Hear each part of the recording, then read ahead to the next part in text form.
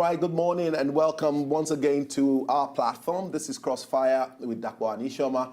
Ishoma is expected to be back from next week. She's still not on the show, but I cannot just but talk about her because, I'm so used to having to introduce Ishoma all the time. And this morning is Feedback Friday, and as usual on the show, we bring you a lot of stories, and then we try as much as possible to provide feedback for them. And so many of those stories came up on the show yesterday, and we tried to just put more light on some of those discussions. And we had a very robust conversation, and we promised yesterday that we're going to continue today. And that's exactly what we are going to be doing. Roadmap to a new Nigeria. How do we go about it? Should we take the express or we take the interroads or whatever? That's just on a lighter mode. Good morning once again, and thanks for joining us. My name is Dakwa Banjo, and welcome this morning. I have someone who is very capable with me in the studio this morning, and is just going to do what I just did. All right. Okay. Good morning, Dakwa. It's always a pleasure to be here.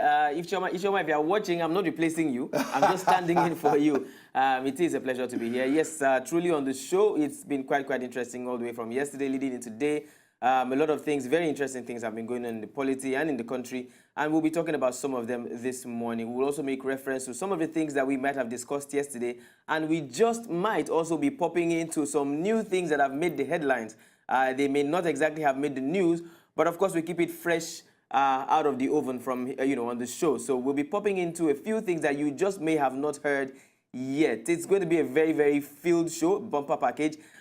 Trust me, you don't want to miss this one. Good morning again. My name is Bernard Akede. All right, thanks, Bernard. Let's quickly go into the business of the day. Like he said, it's supposed to be a very bumper and full information that we bring across to you. First on the list, story making headlines.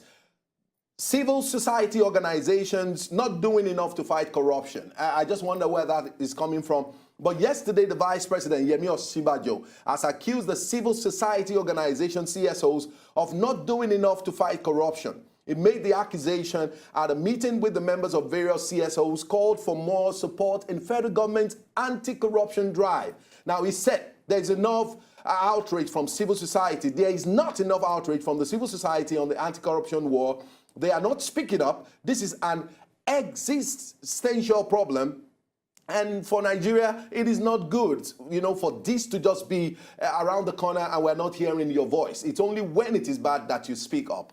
Now, Senate begins consideration of President Buhari's 135 billion naira vehement request. Now, the Senate has started the process of considering President Muhammad Buhari's request. Now, Buhari requested for vehement of 135 billion naira from the 2017 budget. Now, the request, read before the House of Senate leader Ahmed Lawan, was opposed to some lawmakers who described it as very unconstitutional in his ruling. Senate President Bukola Saraki referred to the request of the Committee on Appropriation, and he urged the committee to submit its report within 2 weeks. Now, Bernard, we take some stories making headlines. Okay. Also, now we see that, Nigerians can now see the hypocrisy in Buhari's anti-corruption fight. Now, a lot of people have come out to say that Buhari's anti-corruption fight, or his fight against corruption, is quite one-sided or quite hypocritical. Now, we heard that the PDP has called for immediate investigation into the alleged breach of due process in the $25 billion contract awarded, $25 billion contract awarded involving the group managing director of the NNPC. We're talking about none other than Dr. Maikanti Baru.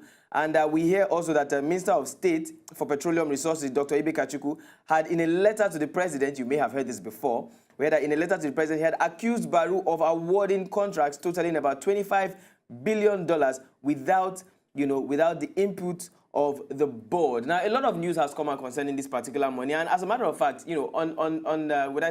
resting on the back of this, Dr. Ibe Kachuku had also come out to complain that, Baru has been insubordinate to him, and he had complained to the president that said several times certain things that he would have loved to do. Baru has been acting like a barrier between him and the president. Now, I said we'll take some things that are fresh out of the kitchen. We also heard that the party had asked the president to suspend Baru without any further delay. That the People's Democratic Party has alleged that the $25 billion contract scam at the Nigerian National Petroleum Corporation, NNPC, is not to fund President Muhammadu Buhari's second term ambition in 2019. Now, that is an interesting topic that we would look into. But right now, we need to quickly go on this first break. When we come back, you can see already that this is just a tip of the iceberg. The show will continue immediately after the break. Don't go anywhere. It is still Crossfire.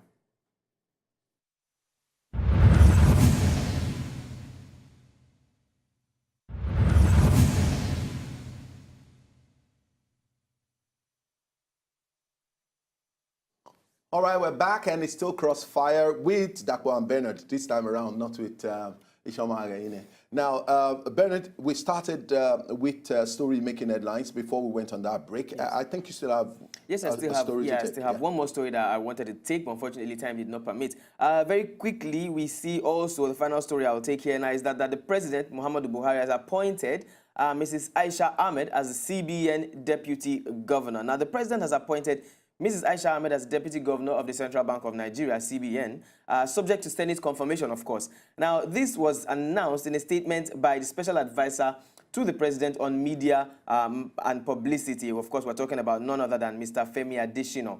Mr. Adesina announced it. He said that she, talking about Mrs. Aisha Ahmed, is expected to resume immediately her appointment is confirmed by the Senate, replacing a CBN governor who retired earlier this year. And that completes our stories. All right, yesterday we're on the show, and what we basically discussed was to just throw light on the fact that a lot of people are beginning to wonder if we will or we could probably have a new Nigeria. So yesterday we had these two wonderful people who came on the show, and all our conversation borders around the fact that we're looking forward to one new Nigeria. Is one new Nigeria possible? If it is, then what are we expected to do? Are we expecting the government to get it done, or we're expecting the people of Nigeria to get it done? And if we have to probably do it together, what is my portion, or what is my part, or what is the part I'm expected to play? So yesterday we spoke very extensively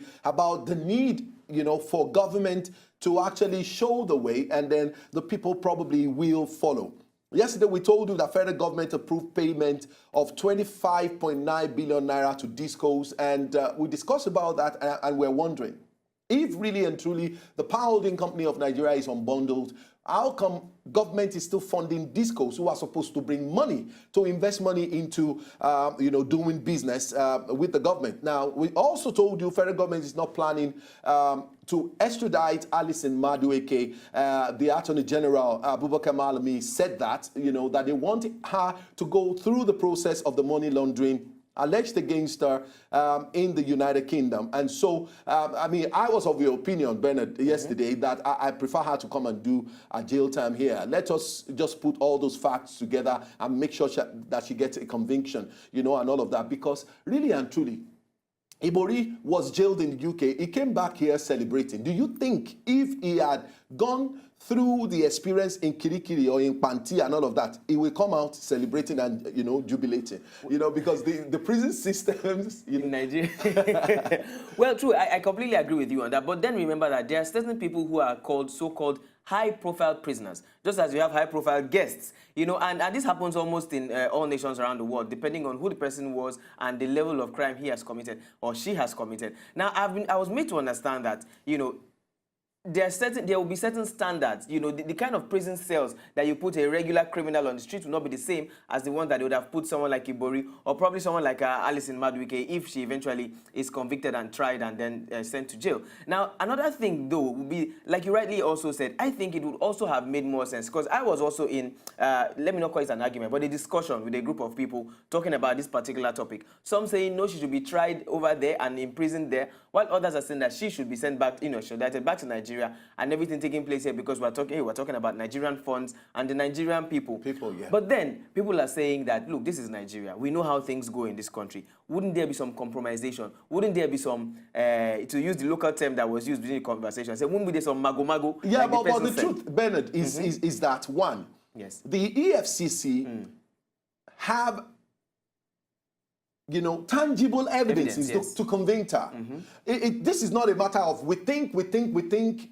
It has left the level of allegation, even though, it is still an allegation until proven guilty by a court of proper, jurisdiction, and the court process has gone, without any interference from any quarter.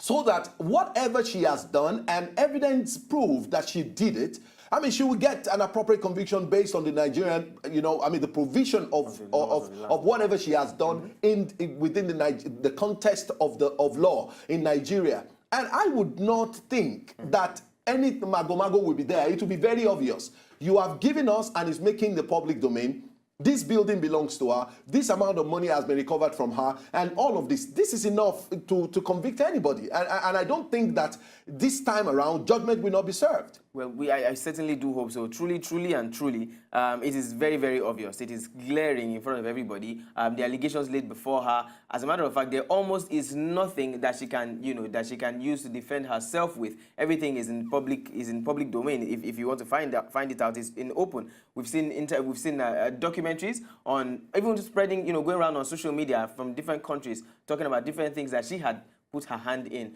But still, you cannot undermine the fact that, unfortunately, as much as I would not like to state this because it kind of is a bit derogatory, unfortunately, we've seen where people have gone scot-free in Nigeria. We've seen where things have happened, and we have not heard anything again about the convicted people. We've not heard anything again about the properties and the monies that were convicted, or rather, that were confiscated from these particular people. So that still brings to question if true justice will be served and meted out to her. But then again, I would not want to move away from the point that you have made. It will only be appropriate for somebody who has, offended the people and the country of Nigeria to be brought back here to face, the music and probably be jailed here if need be. All right. Also, yesterday we said, the Senate came out really very strong on the, on the financial team, the people who are actually sitting on Nigerians' money. So the Senate yesterday, day before yesterday, which was on Wednesday, tackled the executive arm of government over the poor implementation of the 2017 budget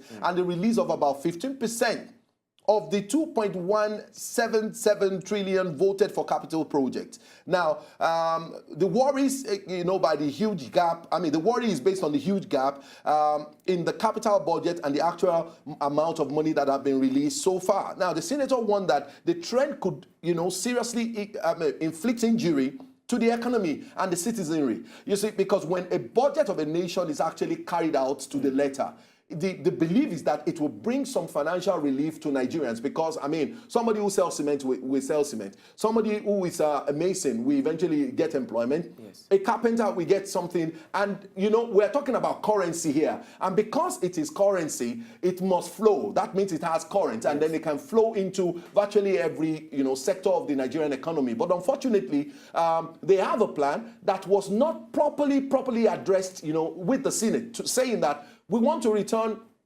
the Nigerian budgetary system to make a full year, like a January to December kind of thing. So we would have like 5 years of backlog, as it were, saying that, okay, for us to be able to return to that system, since that is what we want to adopt, so that we can know what we do.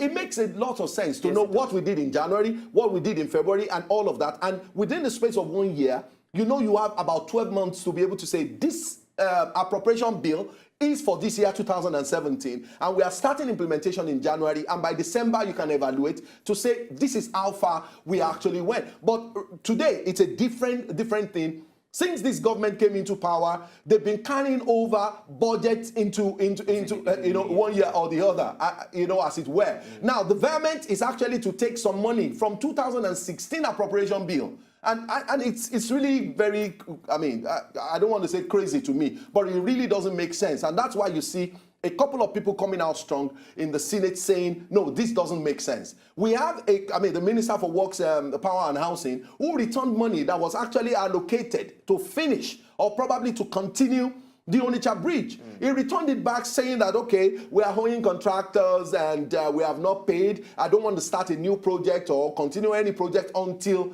the job that have been done so far is well evaluated. It makes a lot of sense, but the truth is that we have a major project, and that's why people are crying foul. on this government, saying that this government probably is sensitive, I mean, very insensitive to some particular region. Like the Southeast has been, crying foul of marginalization, and that is why we have a lot of agitation coming, from the Southeast. Well, true. This could be why we have a lot of agitation coming from the Southeast. But then, still talking about, taking some funds from one place to source others. You know that the what's her name now? Mrs. Kemi Adeosun, the Minister for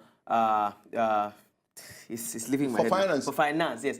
Came out to complain initially that Nigeria, if we continue borrowing monies particularly from international organizations like the IMF, as we've been doing for quite a while, we'll run into so much debt, more than what we have already. Maybe that's why the government is looking at taking monies from some sector to fund other sectors. But in doing that, if at all that is the only way out, so that if at all we're indebted to anybody, we're indebted to ourselves. We know that if this sector eventually makes money, we can use it to refund the ones that are going down, depending on how systematically and how strategically they are doing this. Correct. In as much as this is happening, whoever is planning these, environments and this movement of funds, I don't want to call it robbing Peter to pay Paul, like I said off camera the other time. But whoever is planning this strategically has to know that the side you are taking from must not suffer. The people who have been complaining about marginalization and about maltreatment or ill treatment must not suffer. There has to be. Now, I have a question for you, Bernard. Yes. Based on this last statement you made. Now, if that money has been sitting idle in another account or somewhere within the reach of government, are you saying that the money was wrongly allocated in the first instance? Was there a poor allotment? Because if you say we want to borrow some money from the L sector to come and fund road, for instance, does that mean we have huge amount of money stacked up somewhere in one account idle, not doing anything? A non-performing fund, as it were, because I mean... That's a very good question. Very, very good question. Unfortunately, I'm not one of those who allot money. And I'm not one of those who strategically, like I use, calculate how much should be allotted to one sector or the other. But here's what I think. Now, earlier, even before we kicked off, you talked about sectors where money is being allocated to, like the National Ecological Fund. Yeah. Where places like Southeast or Northeast, where they have issues concerning topography and the ecological and the ecology of those particular places. Now, in those particular regions, if you find out that you have, to an extent, resolved certain issues in that place, and you still have an excess of money coming in there, then that can be taken to to other sectors. But to answer your question, but the point is that the Senate came out strong. Yes. It's very unconstitutional. Yes, it is. It is. No, to be honest, it's unconstitutional. So why are you adopting something that is not constitutional? Every government, and especially Buhari-led government, should understand the need for us to align with the rule of law. Very true. But then remember that nothing is cast in stone. I'll go biblical on you here now. We said we know that as it is said in the Bible, that the law is made for man, not man for the law. The Constitution is made for Nigerians. Nigerians are not made for the Constitution. So there will definitely come a time when certain things in the Constitution, we may have to, let me not say overlook them, we may just have to find our way around them. It's like when you say... That's a compromise. No, it's like when you say you are not telling a lie. And that is what Senate is fighting. It's like when you say you're not telling a lie, but you are being economical with the truth. Okay. Yeah, that's what we're doing here. Now, we're not going against the dictates of the Constitution. We're only finding our way around the Constitution so that we can resolve pending issues inside here. Because eventually, you weigh the two sides and say, there are two evils now. We need to pick the lesser evil in this case. Do we borrow from outside the country, thereby linking us into more foreign debt? Or do we find a way to go around the Constitution, but still get funds from within our own coffers, just taking from one child to fund the other child? And at the end, when this child has grown bigger, we can take back the profit and give to this particular child. But now, coming to what you have said, yes, I think there might be some finger pointing to those who have allocated monies to different sectors when the budget eventually was, when budget preparation was going on. Because then you should have known if proper calculation had been done. As a matter of fact, the truth is, I think we have issues with record keeping, proper record keeping in the country. Because over time, look, this thing it builds up. Over time, we know that in the past 10 years, in the past 5 years, in the past 2 decades, these amounts of money have been allocated to these sectors. Okay. And we have found out that either this particular sector is not getting enough, or this one is getting too much. So based on that fact, and then also some calculations of progression would have been made. If it has grown by this percent in the past 2 years, it should increase in the past 3 years. So we should be able to do a lot of arithmetic and know how much will be allocated here and how much will be allocated here. Okay. So yes, I agree with you on that question, that it is possible that some have gotten more than they deserve and some have gotten less than they deserve. Yes. As a matter of fact, it's still Crossfire, and you can be a part of the show. You can call us and let us know exactly what your position is some of this conversation that we're having. Do you think Alison Madueke should be brought to Nigeria and charged as alleged, and then probably get whatever punishment that she needs to get? Or you think she should still go ahead with the money laundering allegations, leveled against him, against her rather, pardon me, in the United Kingdom? That's one part. We also have discussed, do you think that the monetary policies and the financial, the monetary policies will be taken care by the financial institution in Nigeria, but financial policies of government, which comes basically from what the executive arm of government do you think they can be trusted? You want to take money from probably education to fund. Now, this environment is actually from the current, appropriation bill. It's from the 2017 budget. That you want to do, 135 billion to probably go and use it somewhere to do some certain things. And you may be surprised that in a few days' time, if approved, they will tell you they are bailing out, state government again to be able to pay pensioners or to be able to pay worker salaries and all of that. So, eventually, if the constitution is not followed to the letter, we have issues with some steps, that government probably are taking. All right, let's move on here. Now, we have a corruption allegation rocking the NNPC. And, I don't want to even take it really and truly, Bernard. I don't want us to look at it apolitical. Let us base, our conversation on what actually happened. Let me give you a quick background of what I have in my mind. Ibe Kachuku was brought out from the private sector to come into NNPC, and that appointment was made by President Muhammadu Buhari himself. Don't forget that we have a classical situation, a very classical situation, which is a deviation from what we used to have in the, in the NNPC during the past administration. Today, we have substantially, standing in that gap as the Minister for Petroleum in the President of Nigeria, that's Muhammadu Buhari. And then we have the Minister for State, Petroleum, in Ibe Kachuku. And the moment that happened, don't forget that he was actually chosen to be managing the two. It was the GMD, and at the same time, it was the Minister of State for Petroleum. Now, another appointment was made by the same president in bringing on board Maikanti Baru. Now, Maikanti Baru is on board as the GMD. And then you have the Minister of State. Now, there should be a report line. If there is no problem in NNPC, it's becoming really obvious that every information that people probably have been talking about coming out from NNPC may absolutely not be a lie. Maybe there are elements of truth, but you see, because the president is the one presiding, over the affairs at the NNPC as the minister and at the same time as the president. Now, I would have expected, that probably some issues are beginning to wonder.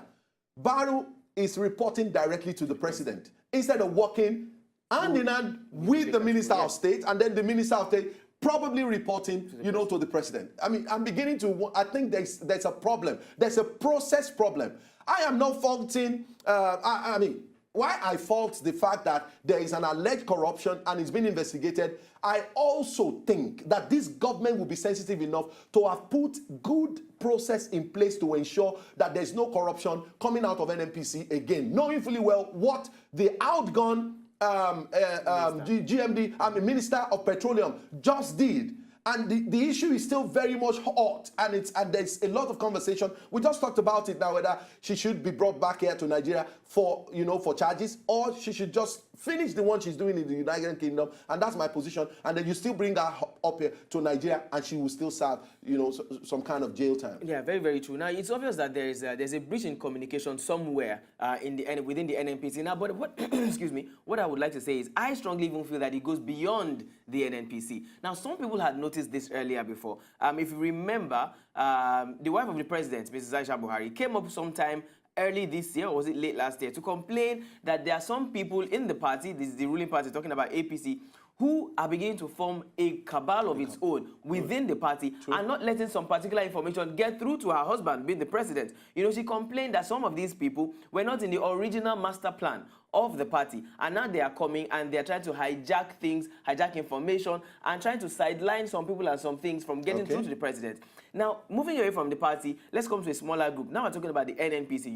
You directly explain that the president himself is the Minister of Petroleum here. He's in charge of petroleum resources in Nigeria. But of course, he cannot do it alone. There should be, now let me just say he has, but you know, by law and by order, there should be a line and a chain of distribution. And as we say, every chain is only as strong as its weakest link. Now, in this chain, we know that Ibe Kachuku has the position there, being the, you know, and then we have Baru, who is also there. Now, naturally, we know that Baru should, except if for other reasons that we are not aware of, should at some point report to Ibe Kachuku.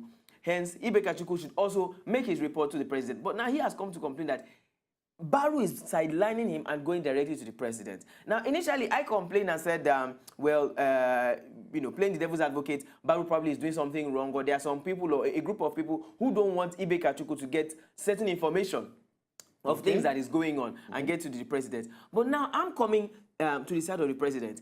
If you have been on this for for quite a while, you should have noticed that some things are not reaching your table. For example, I read somewhere that Ibe Kachuku came out to say that for the past how many months, maybe 5 months, he has not had a seat and discuss with the president himself. The president should have been able to raise an eyebrow and say, for the past 5 months, I've not seen this particular man. Yeah, but the president too has not been available and I'm coming that. there. I'm coming there. And remember that when we also heard that the president was out of the country on medical leave for almost 3 months, rather than the president already had signed a document leaving everything, all administrative, I beg your pardon, duties in the hands of the vice president, making him the active president. But even still, with that, we still heard reports of some people bypassing the vice president and taking certain files and documents directly to the president in Abuja House in London there for him to go through. Now, the president at that point also, still coming back, at that point also should have, I don't know if he did, but then they should have been eyebrows raising. There has been a process already. You're supposed to go through this person. Anything that should have come to me should go through him because he is standing in my stead. In the same vein, anything that should come to my table should go through Ibe Kachuku because he is directly supposed to report to me. So at some point, I want to blame a little bit the president for not realizing, or maybe he's realizing, but not saying anything. There obviously, like you said, coming back to you, there obviously is a break in transmission somewhere that has to be looked into. If not, this matter is going to escalate beyond repair. Because, I mean, for me, the president has not been on seat. Secondly, the president should respect, I mean, lines of report. Yes. You know, like you said, it should respect line of report. Anyway, we have more stories to bring your way. We'll quickly go on a short break. We'll be coming back with more conversation on Crossfire this morning. Stay with us and join us again.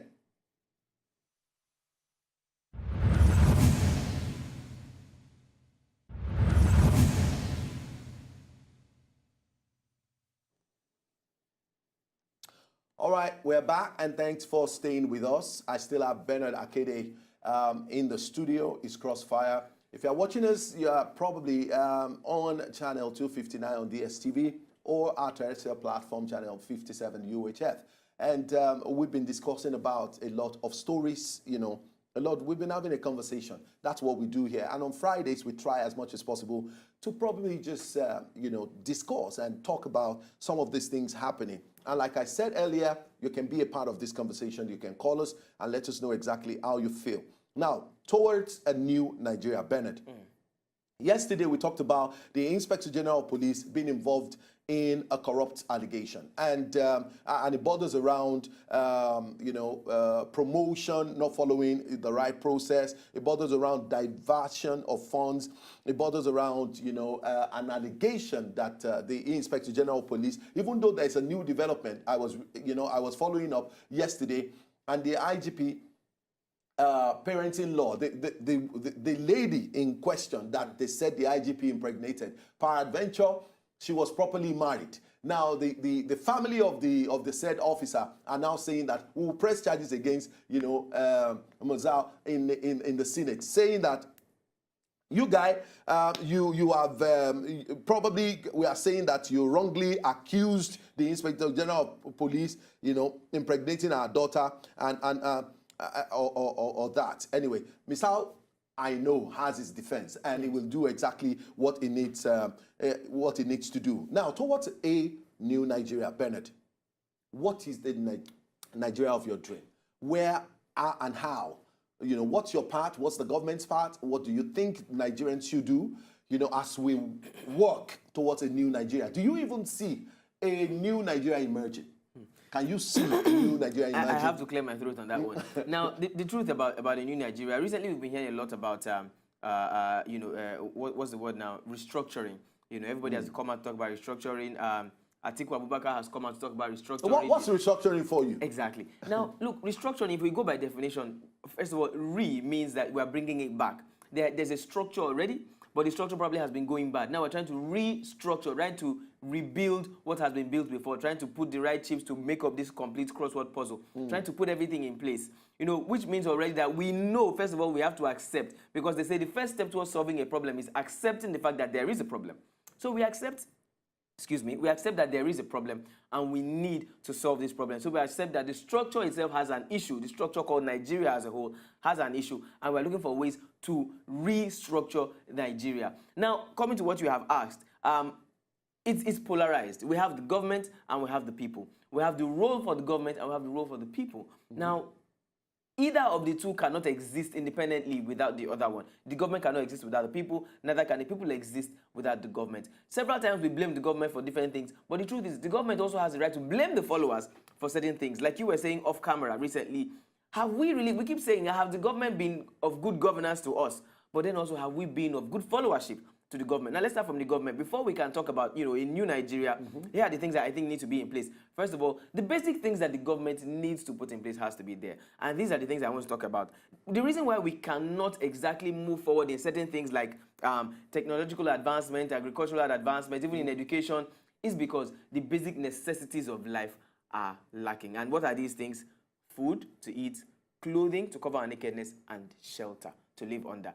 If and only if we can solve these three basic problems of food, clothing, and shelter, which is the primary responsibility of the government, which is where I was going. Only then can the people begin to think of greater things. Now you sit down and you hold your laptop or your tab or your phone, and you hear that one 17-year-old kid in China has invented something new. You can only invent something new when your belly is full, when you have clothes on your back, and when you have a proper slept roof. well. Yes, over your head. Now, these are supposed to be responsibilities of the government. Unfortunately, now everybody's a government upon himself. We have people who provide their own shelter, people who source their own feeding, who source their own jobs.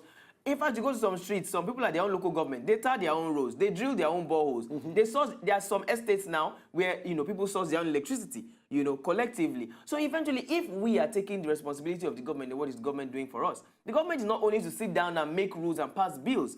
They are supposed to actually bring these grassroots issues into limelight and make them turn around so that people can benefit from them. And that's the side of the government. Okay. Now, coming to the people, when it comes to followership, before that, let me talk about this. Now, Plato, who was a great time philosopher and also in the government, had also said that if you exempt yourself from the governance of a land, by the time things go wrong, you have no voice to speak. Right. Unfortunately, when it comes to governance, people say, you know, concern me, it's not my business. They will do what they will have to, what they will do eventually. We know that for a very long time, it's been happening like this in many, let me even say, African countries, not just Nigeria. Okay. But then, this is 2017, not 1817. It is high time we stood up for what is right. And I'm not saying we should carry guns and fight. People talk about revolution. If the revolution comes, will you fight? So for me, I don't think it's a question of carrying guns and arms.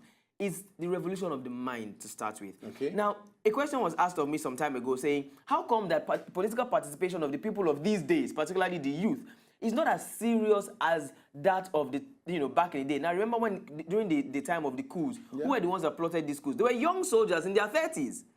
But now young men in their 30s these days don't even have jobs. Young men in their 30s don't even have proper accommodation. Now, back then, things were working well.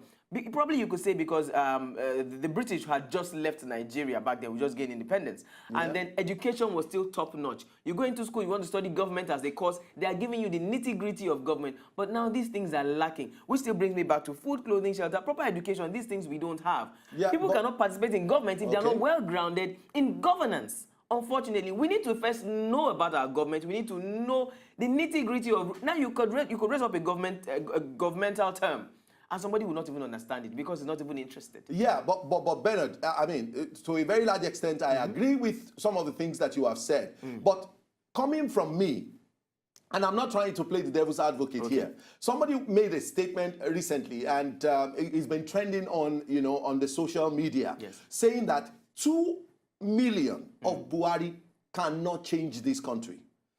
That's to tell you how much or how bad situation is. I think that the situation in this country today is worse than we think. I think that there are so many things that are being covered up. We are actually sitting on a gunpowder. And you see, I do not want it, but it's beginning to look more like it that there's going to be, an unexpected implosion, probably in government. It's beginning to speak as we unravel, some steps that our leaders today, or this government, APC-led government, are doing. Maybe this is the way change actually takes place. Maybe it comes with a lot of pain, and then we will see the gains later. Maybe it comes with a lot of, bad things, and then the good things will emerge. But unfortunately, it's taking like forever. I am not saying don't give this government enough time to do whatever they want to do. I'm simply saying that we only are just seeing a different version of whatever we have seen in time past. This government hasn't, for me, taken some steps that you would have expected. For instance, I have not seen justice being done to corrupt public office holders. I do not see that the institutions of government that are being put together to fight corruption are doing a good job. I still do not see a government that is sensitive to the needs of the people. You promised us a bag of rice is going to become 6,000 in a few months' time. We are approaching another very major celebration in Nigeria, which is the Christmas. And believe you me, you will be shocked that the price of rice will still not be, what we think. Even though there is a lot of diversification, as it were, okay, we're diversifying, we're moving into some other areas of, other sectors of the Nigerian economy to probably bring about the change that they promised. But what have you seen? People feel that there is no corruption in APC-led government. But we are seeing a lot of things coming out almost every day to show that the fight against corruption is lopsided, or probably is one-sided. Or this government is just not seeing it in the true picture that it is, because so many things are still going wrong. Look at, you unbundled power holding company. They are private companies. Somebody was saying yesterday that that story I told you is trending in the social media. He said he is somebody who has invested and who is an electrical engineer who has invested so many years in the power sector in Nigeria. He said it came to a certain time. He resolved and he relocated his entire family to Australia. Why did he do that? He just suddenly found out that generation of electricity and transmission of electricity was actually given to people who are not qualified for it. Politicians, people who do not even have an idea are the people who are actually sitting, and contracts are being given to them almost every now and then. True. Before you go on, I think we have a caller on the line. Samson calling from Warri. Hello, Samson. Good morning, my brother. Good morning. Good to have you on the show. It's been long, man. Fine. I did a very good program. Thank you. But, I don't understand the kind of democracy we are running. So I could check very well during year as well. That was 2010 or something, when this man was on and off. Our president said something. He said, if I'm man enough, man of integrity, we're able to govern this country in a very open-minded. Understand? Yeah. This very administration, if we check very well, we don't even understand what is going on. Both the executive and the judiciary, they are not on the same page. On your program, if you remember, you said something about the startup looking or seeking for aid of our legislature. Correct. You know that all the legislatures, they are only looking for one point to clear all these issues up so that Nigerians can forget about it. NNPC, police and matter came up.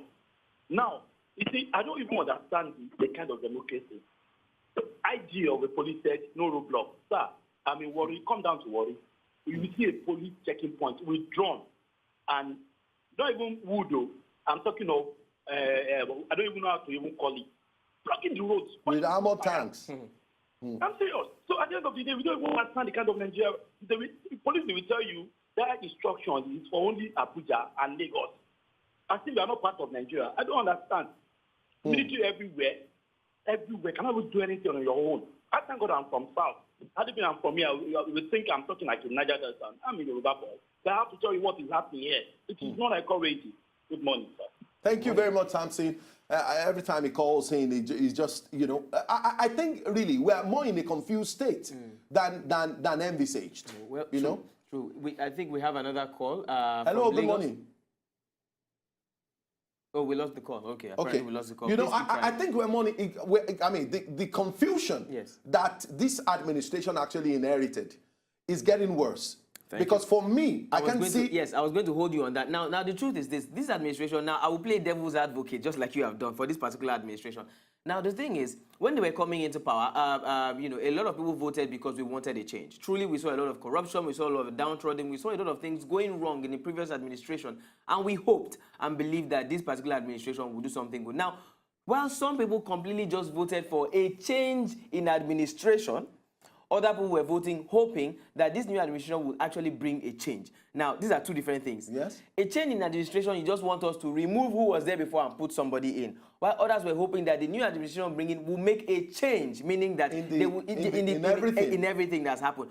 Unfortunately, I think, and I keep saying that I do strongly feel that the present dispensation, the present administration, did not know the level of corruption, the level of rot in the system called Nigeria as at the time they were taking over, which was why they were able to make a lot of proclamations and promises in their manifestos.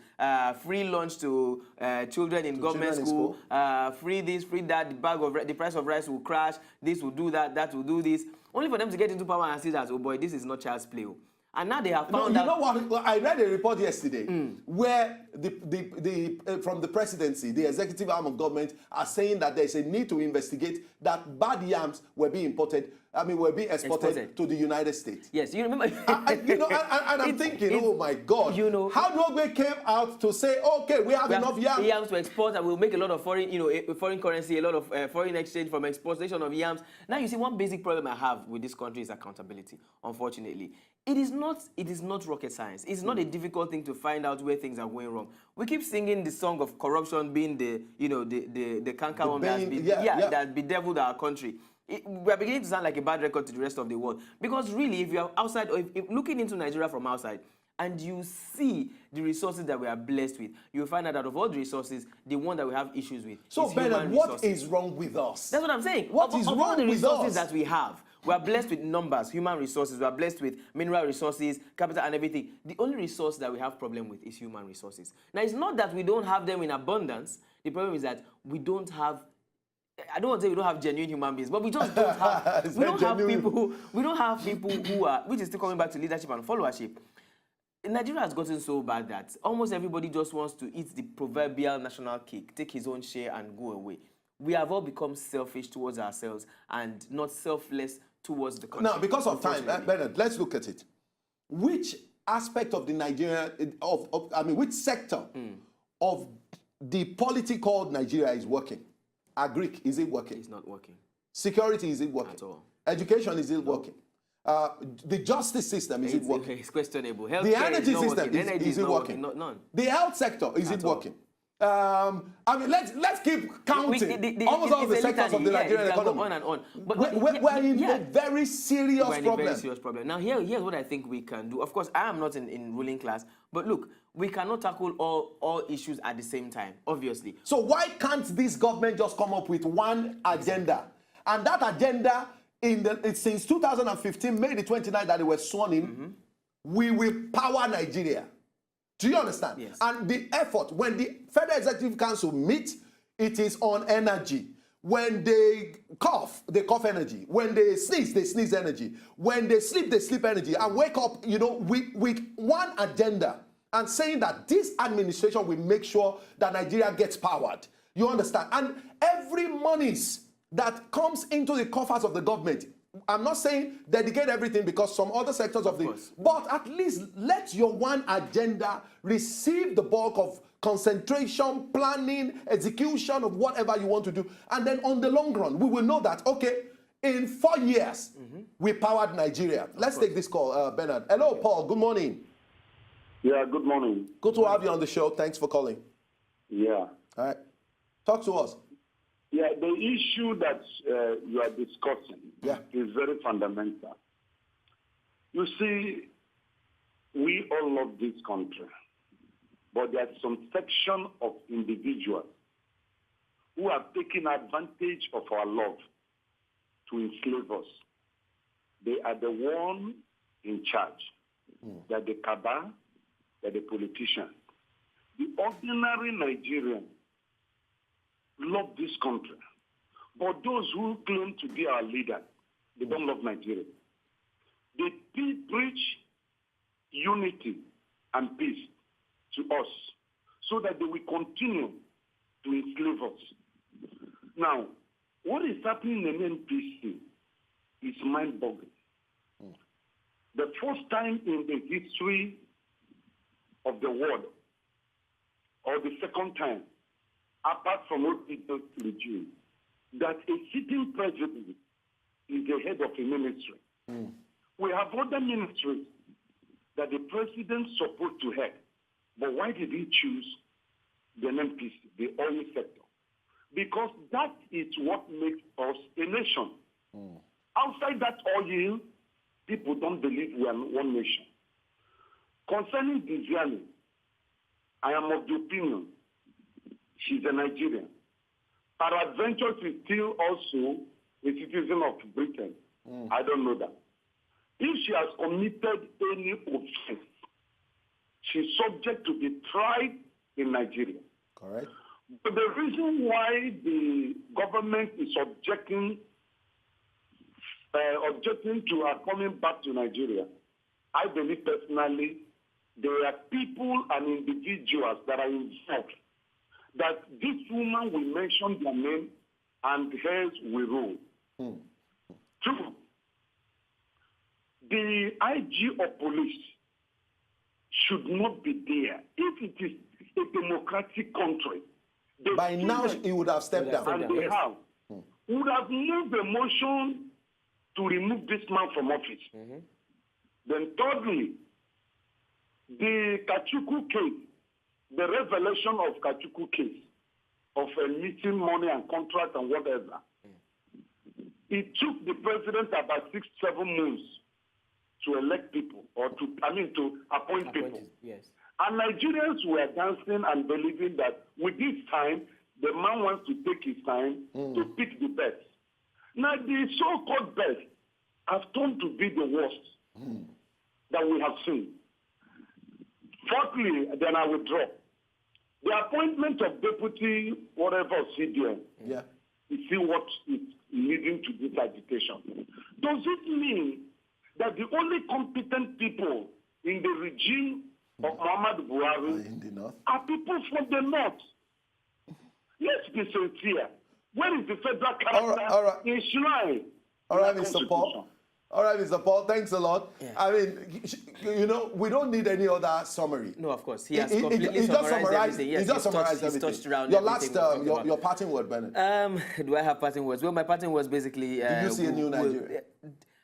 I see a new Nigeria. It's very bleak, but then it's going to take a lot of handwork from everybody, the government and the people. It's going to take a whole lot of handwork. All right. This is how far we can go on the show today. Thanks a lot, Bernard Akede. And thanks to all who called and people who made this show happen. We'll be back next week with all the seasoning episodes of Crossfire. And by that time, Ishoma will be fully back. Thanks and stay blessed. To enjoy more of these our Ogbonge videos when you just watch, press this button to subscribe on top of our YouTube page. You go love am.